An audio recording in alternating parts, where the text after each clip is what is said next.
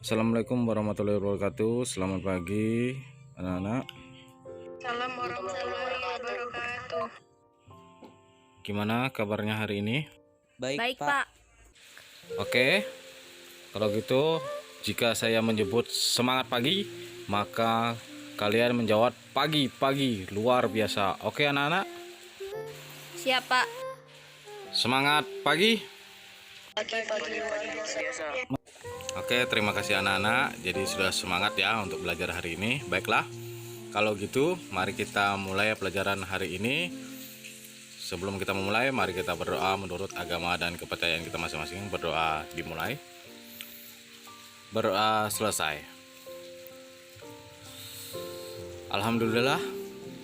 Puji syukur mari kita panjatkan kehadiran Allah Tuhan Yang Maha Esa, yang mana pada pagi hari ini kita masih diberikan nikmat umur, kesehatan, dan kesempatan sehingga kita masih bisa bertatap muka walaupun lewat Zoom meeting karena pandemik COVID-19 yang melanda negeri kita ini. Semoga keadaan ini tidak akan mengurangi semangat kita untuk tetap belajar jika kita jadikan tempat adalah sekolah dan setiap orang adalah guru, maka kita akan menjadi orang yang kaya akan ilmu pengetahuan. Oke, anak-anak, jangan lupa untuk mengabsen nanti di classroomnya. Oke, apakah anak-anak masih ingat pelajaran minggu lalu? Masih, Masih, Pak. Pak. Oke, kalau masih ingat, coba si Rinda, minggu lalu kita mempelajari tentang perilaku norma dalam kehidupan sehari-hari. Coba Rinda, kalau masih ingat. Dalam kehidupan sehari-hari di lingkungan masyarakat. Berlaku sesuai norma dalam kehidupan sehari-hari, norma kesusilaan, norma kesopanan, dan norma hukum akan selaras apabila pelaksanaannya dilandasi dengan nilai-nilai ketuhanan Yang Maha Esa. Kehidupan dalam masyarakat tidak akan berjalan secara selaras dan harmonis apabila masyarakat tidak mematuhi norma-norma yang berlaku. Oke, kasih aplaus dulu untuk Rinda karena sudah dia mengingat pembelajaran minggu lalu. Baik. Hari ini kita mempelajari tentang perumusan dan pengesahan Undang-Undang Dasar Negara Republik Indonesia tahun 1945. Nah, tujuan pembelajaran kita hari ini yaitu mengaitkan sejarah perumusan dan pengesahan Undang-Undang Dasar Negara Republik Indonesia tahun 1945. Terus mengaitkan tugas dan fungsi BPUPKI dan menganalisis naskah Mukdimah Undang-Undang Dasar Negara Republik Indonesia tahun 1945. Nah, lalu apa sih manfaat mempelajari materi ini? Ternyata manfaatnya adalah yang pertama yaitu agar kita dapat memahami sejarah perumusan dan pengesahan Undang-Undang Dasar Negara Republik Indonesia tahun 1945. Terus yang kedua, kita dapat mengetahui tugas dan fungsi BPUPKI. Yang ketiga, agar kita mengetahui dan memahami naskah Mukdimah Undang-Undang Dasar Negara Republik Indonesia tahun 1945. Anak-anakku yang saya banggakan, untuk lebih memahami dan tentang materi ini, mari kita melihat dan mengamati tayangan yang Bapak sajikan berikut ini.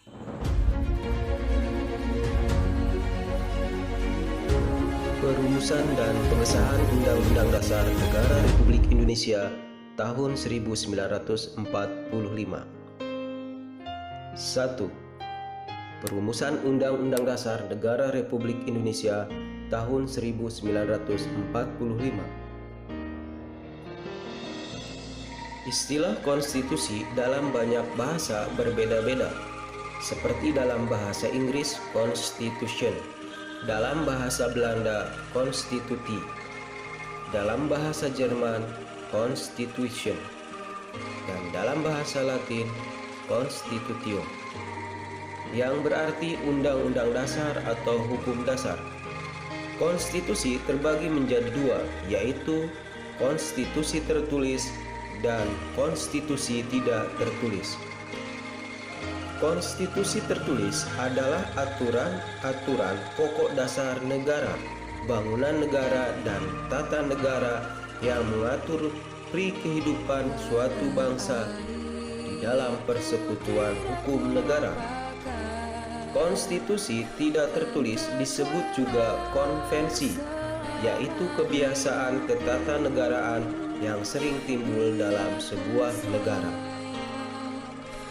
Contoh konvensi dalam ketatanegaraan Indonesia antara lain pengambilan keputusan di MPR berdasarkan musyawarah untuk mufakat, pidato presiden setiap tanggal 16 Agustus di depan sidang paripurna DPR, dan sebelum MPR bersidang, presiden telah menyiapkan rancangan bahan-bahan untuk sidang umum MPR yang akan datang itu.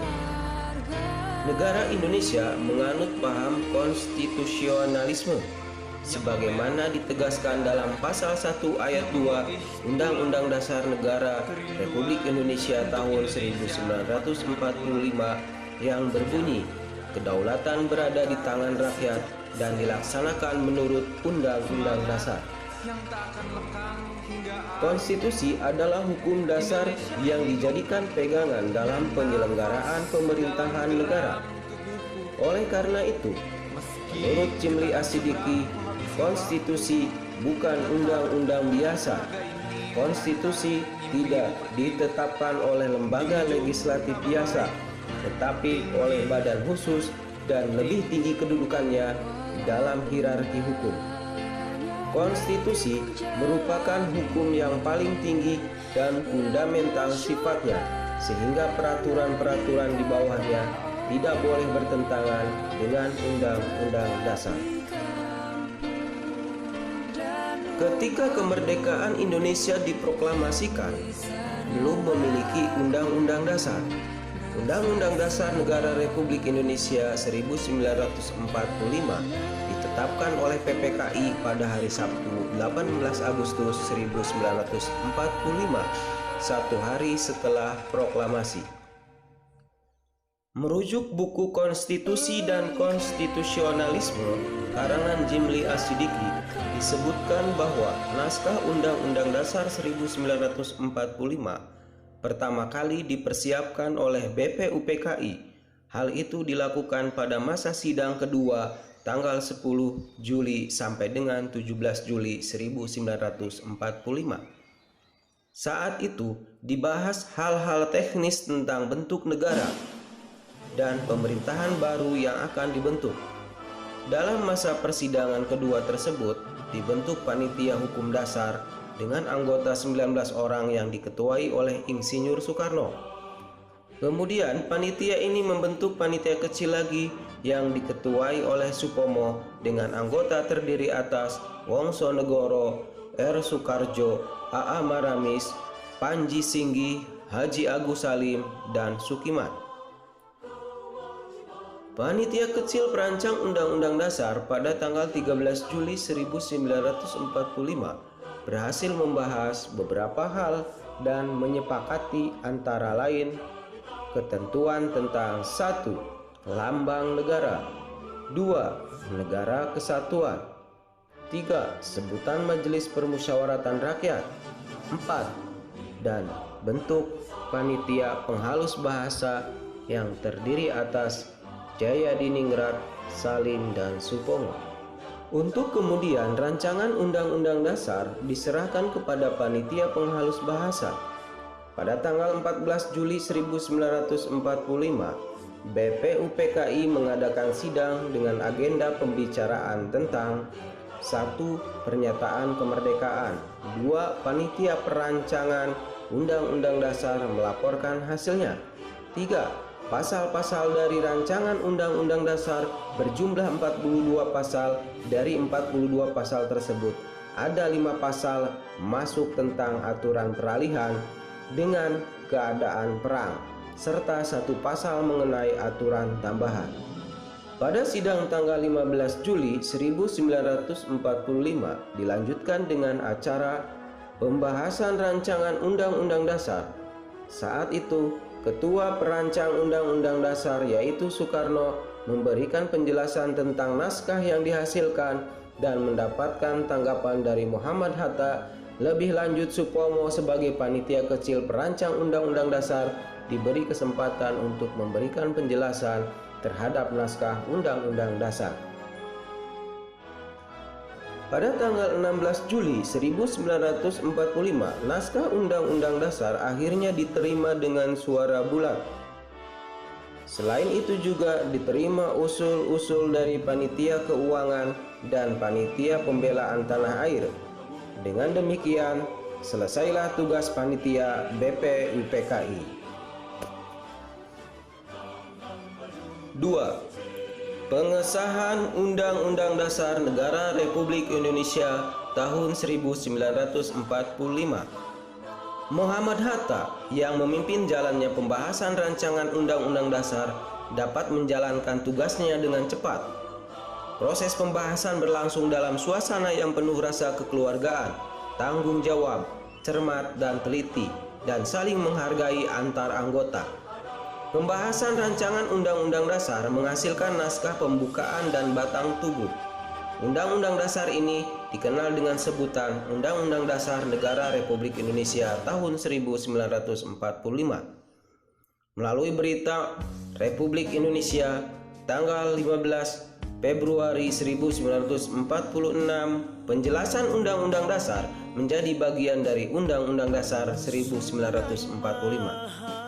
Suasana permufakatan dan kekeluargaan serta kesederhanaan juga muncul pada saat pengangkatan presiden dan wakil presiden.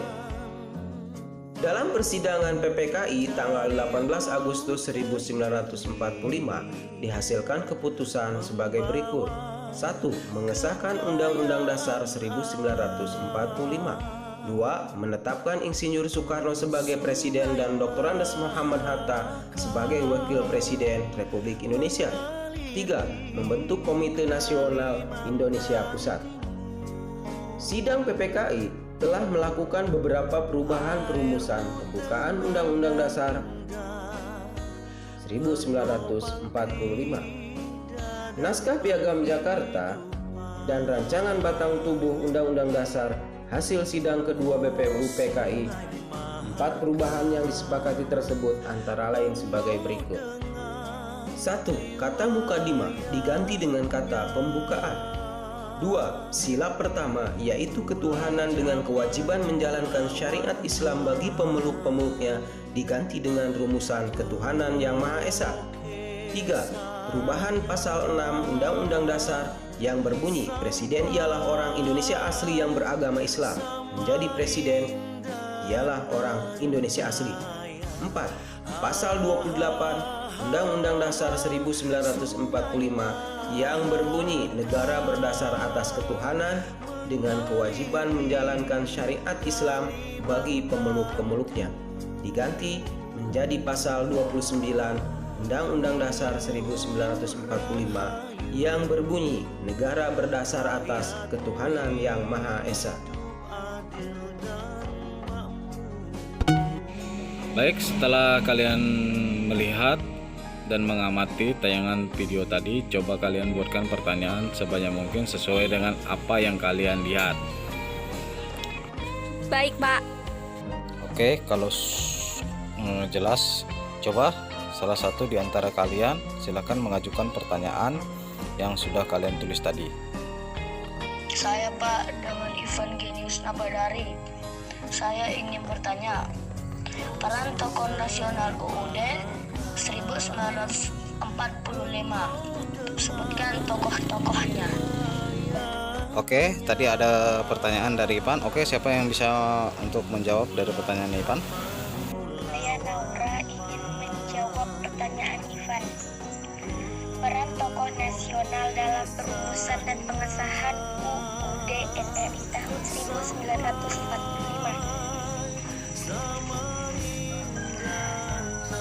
Perumusan dan pengesahan UUD NRI tahun 1945 merupakan wujud bela negara para pendiri negara. Proses perumusan dan pengesahan UUD NRI tahun 1945 sebagai hukum dasar melibatkan banyak tokoh. Para tokoh yang terlibat dalam perumusan dan pengesahan UUD NRI tahun 1945 mempunyai peran masing-masing. Beberapa tokoh yang terlibat dalam perumusan dan pengesahan UUD NRI tahun 1945 beserta perannya sebagai berikut. 1. Dr. KRT Rajiman W. Dioningrat. Dr. KRT Rajiman W. Dioningrat menjabat sebagai Ketua BPUPKI. Sebagai Ketua BPUPKI, Dr. KRT Rajiman W. Dioningrat membentuk panitia yang bertugas merumuskan hukum dasar Undang-Undang Dasar. 2. Insinyur Soekarno. Insinyur Soekarno terpilih sebagai Ketua Panitia Perancang Undang-Undang Dasar yang dibentuk oleh BPUPKI. Selanjutnya, Insinyur Soekarno membentuk panitia kecil perancang Undang-Undang Dasar dalam rangka melaksanakan tugasnya, yaitu merumuskan hukum dasar. 3. From Dr. Suepomo. From Dr. Suepomo terpilih sebagai ketua perangkap anggota panitia kecil perancang Undang-Undang Dasar yang dibentuk oleh Insinyur Soekarno. Selain From Dr. Suepomo, ada 7 tokoh lain yang menjadi anggota panitia kecil perancang Undang-Undang Dasar, yaitu Mr. Wongsonagoro, Ahmad Swe Barjo, Mr. A.A. Maramis, Mr. R. Panji Singgih, M. Agus Salim, dan Dr. Sukiman. Secara de facto, tokoh-tokoh yang terlibat dalam perumusan hukum dasar adalah panitia kecil yang dibentuk Insinyur Soekarno. Itu jawaban saya, Pak. Terima kasih. Oke, terima kasih kepada Naura. Dikasih aplaus dulu untuk Naura. Oke, siapa lagi mau mengajukan pertanyaan berikutnya? Saya Pak Yurfatimah Lestari. Apa yang dimaksud konstitusi? Oke, itu ada pertanyaan dari si Ayu. Siapa yang bisa menjawab pertanyaan? Saya Pak mau jawab, Arha Wijaksono. Konstitusi yaitu suatu peraturan tertulis dan tidak tertulis yang sifatnya mengatur dan mengikat tentang cara atau sistem penyelenggaraan dalam pemerintahan. Terima kasih kepada Adra yang sudah bisa menjelaskan dari pertanyaannya si Ayu. Kasih aplaus dulu. Oke, siapa lagi berikutnya untuk memberi pertanyaan? Silahkan. Saya Pak atas nama Rinda ingin bertanya, apa tugas dan fungsi BPUPKI? Saya Naura ingin menjawab pertanyaan Rinda. Sebagai badan penyelidik, BPUPKI memiliki tugas utama untuk mempelajari dan menyelidiki hal penting yang berhubungan dengan segi politik, ekonomi, tata pemerintah, dan lainnya yang diperlukan dalam usaha pembentukan negara Indonesia merdeka. Oke, terima kasih kepada Rinda dan Naura, di mana Rinda sudah memberi pertanyaan dan Naura sudah mengasih jawaban.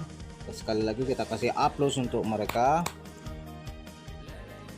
Oke, anak-anak yang Bapak banggakan, untuk mendalami materi ini silahkan kalian kerjakan tugas pada LKPD dan kumpulkan pada hari ini jam 14.00 hari ini ya.